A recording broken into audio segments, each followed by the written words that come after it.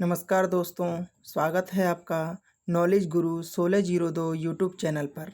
दोस्तों, संस्कृत साहित्य के अंतर्गत हम लोगों ने महाकवि कालिदास के जीवन परिचय एवं उनके द्वारा रचित जो भी मुख्य ग्रंथ थे उनके बारे में सूक्ष्म रूप में पिछली वीडियोस में अध्ययन किया। आज दोस्तों हम लोग महाकवि भवभूति के बारे में जानेंगे, क्या इनका जीवन परिचय रहा और इन्होंने किन ग्रंथों की रचना की और इनके किन किन ग्रंथों से हमारे एग्जाम्स में प्रश्न पूछे जाते हैं। आइए, इनके भवभूति के पितामह थे भट्ट गोपाल। भवभूति के पितामह का नाम था भट्ट गोपाल। इनके पिता का नाम था नीलकंठ एवं इनकी माताजी का नाम था जतुकर्णी अथवा जातुकर्णी। भवभूति का जो मूल नाम था वह था श्रीकंठ या भट्ट श्रीकंठ। भवभूति के जो गुरुजी थे वह दो गुरु थे, एक थे ज्ञान निधि, दूसरे थे कुमारेल भट्ट।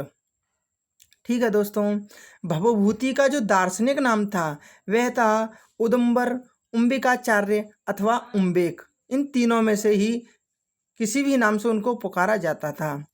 भवभूति का जो जन्म स्थान था वह था दक्षिण भारत में पद्मपुर नगर। भवभूति की जो उपाधियां थीं उनकी उपाधियां थीं पदवाक्य प्रमाणज्ञ। यह एक उपाधि थी जिसके द्वारा पद से हम व्याकरण और वाक्य से मीमांसा और प्रमाण से न्याय को ग्रहण करते हैं।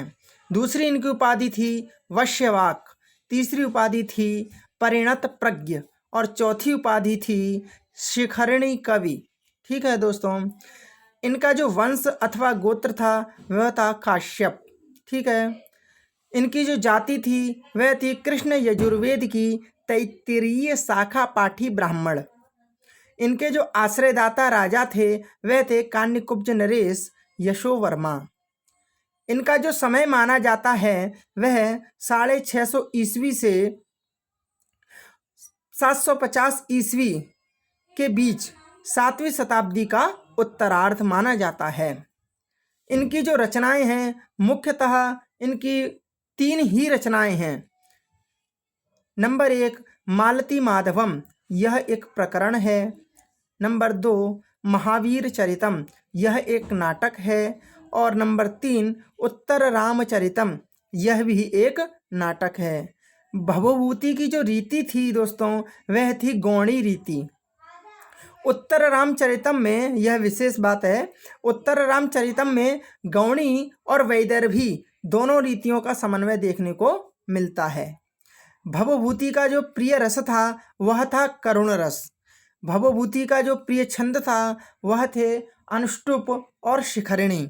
इनको शिखरिणी कवि भी कहा जाता है, जो कि हमने उनकी उपाधियों में देख चुके हैं। यह दोस्तों भवभूति जो थे यह शिव, भगवान शिव के उपासक थे। उत्तर रामचरितम में भवभूति ने अपने आप को परिणत प्रज्ञ कहा है, जो कि इनकी एक उपाधि भी है।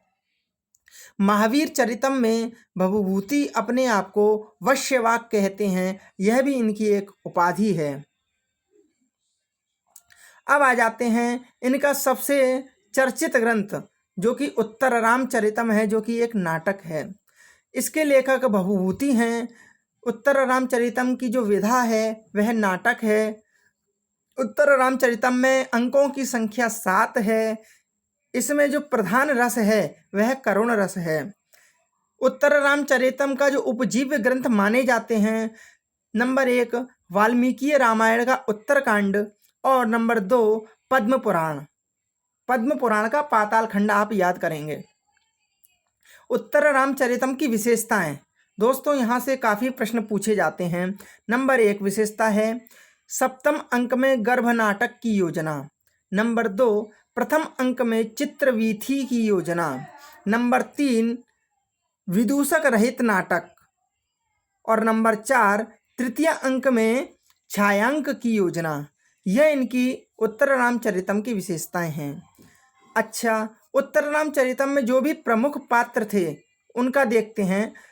इसमें जो राम हैं वह नायक का रोल है और सीता जी नायिका हैं। गोदावरी, भागीरथी, तमसा, मुरला, वासंती जो हैं वह वन देवता हैं।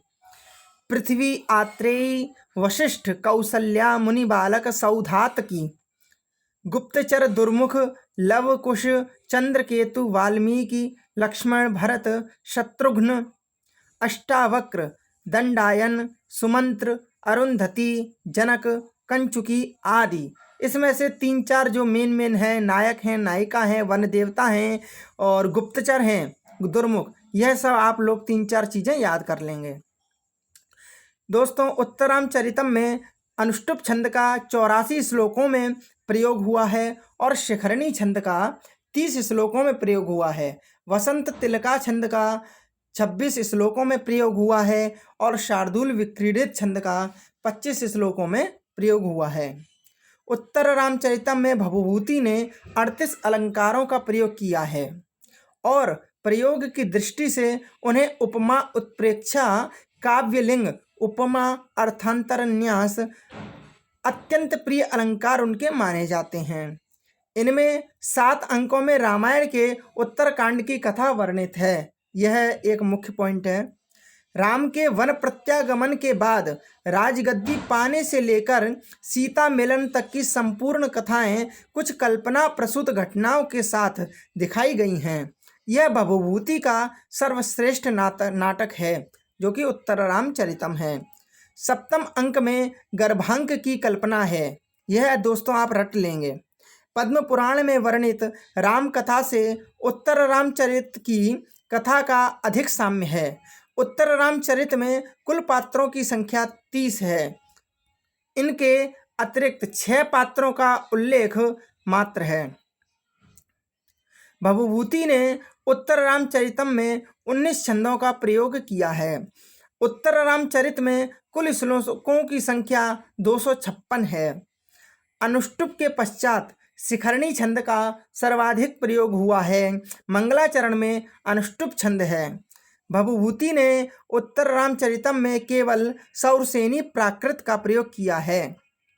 दोस्तों, यह पूछ लेते हैं कि भवभूति ने उत्तर रामचरितम में किस भाषा का प्रयोग किया है, तो सौरसेनी प्राकृत का।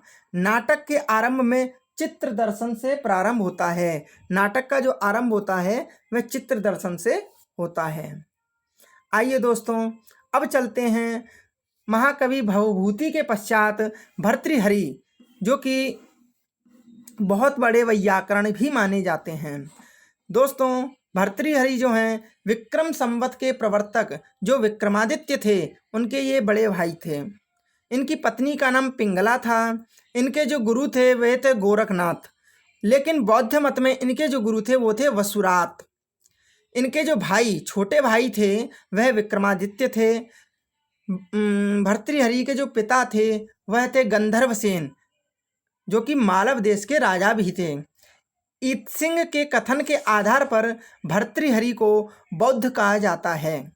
भर्तृहरि वेदांतोक्त ब्रह्म के उपासक थे। भर्तृहरि का समय 57 ईसा पूर्व अथवा 575 से 650 ईस्वी तक माना जाता है। भर्तृहरि की शैली, रीति एवं गुण, भर्तृहरि की जो शैली थी वह थी रीति थी वह थी वैदर्भी रीति। जो गुण था वह था प्रसाद, और माधुर्य और प्रसाद दोनों इनके गुण थे। मुक्तक काव्य के जो प्रथम कवि हैं वह भर्तृहरि ही हैं। यह एक मुख्य पॉइंट है कि मुक्तक काव्य के प्रथम कवि कौन हैं, तो भर्तृहरि। भर्तृहरि के जो प्रिय छंद हैं वह हैं शार्दूल विक्रीडित और शिखरणी। मृत्यु इनकी हुई थी 650 ईस्वी में, चीनी इत्सिंग यात्री जो थे उनके अनुसार। इनकी रचनाएं दोस्तों वाक्यपदीयम है जो कि एक व्याकरण ग्रंथ है, नीति शतकम है जो कि एक मुक्तक काव्य है जिसमें 111 श्लोक हैं, श्रृंगार शतकम है, यह भी एक मुक्तक काव्य है, इसमें 103 श्लोक हैं, और वैराग्य शतकम है, यह भी एक मुक्तक काव्य है जिसमें 111 श्लोक हैं। आइए इनका जो मुख्य ग्रंथ है नीति शतकम, उस पर थोड़ी चर्चा कर लेते हैं। नीति शतकम के लेखक भर्तृहरि हैं, हम लोग पढ़ चुके हैं। नीति शतकम की जो विधा है वो है मुक्तक काव्य। इसमें कुल श्लोकों की संख्या 111 है। हाँ, यह बात पूछी जाती है कि नीति शतकम में कितनी पद्धतियां हैं, तो कुल 11 पद्धतियां हैं मंगलाचरण सहित। यदि मंगलाचरण को हटा दें तो 10 पद्धतियां हैं। ठीक है दोस्तों, पहली पद्धति है अज्ञ पद्धति, जो कि मूर्ख निंदा पद्धति है। ठीक है, अज्ञ पद्धति को ही मूर्ख निंदा पद्धति कहते हैं। यह प्रश्न भी बनता है दोस्तों कि किस कवि ने मूर्ख की निंदा से अपने ग्रंथ का आरंभ किया। मंगलाचरण के पश्चात किस कवि ने मूर्ख की निंदा से अपने ग्रंथ का आरंभ किया, तो दोस्तों आपको लगाना है भर्तृहरि। अच्छा, दूसरी पद्धति है विद्वत पद्धति, तीसरी पद्धति है मानशौर्य पद्धति, चौथी पद्धति है अर्थ पद्धति, पांचवी पद्धति है दुर्जन पद्धति, छठवीं पद्धति है सुजन पद्धति और सातवीं पद्धति है परोपकार पद्धति।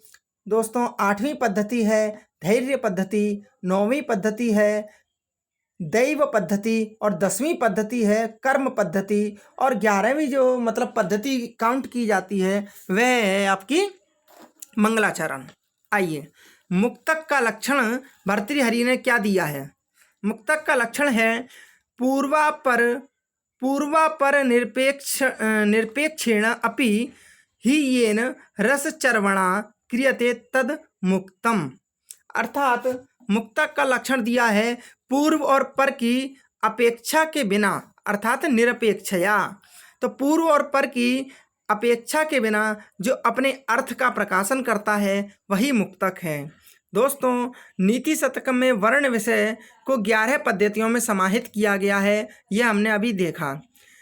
भर्तृहरि ने नीति शतक में ब्रह्म की स्तुति के पश्चात मूर्ख निंदा से ग्रंथ का आरंभ किया है, यह भी हम देख चुके हैं।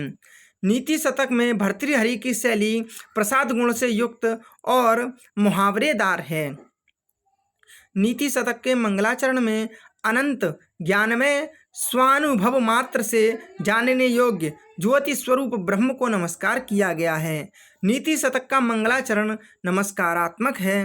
मंगलाचरण है दिक्कालादि अनविच्छिन्न अनंत चिन्ह मात्र मूर्तये, इसमें अनुष्टुप छंद है।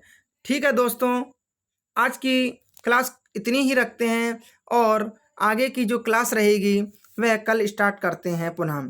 ठीक है दोस्तों, धन्यवाद।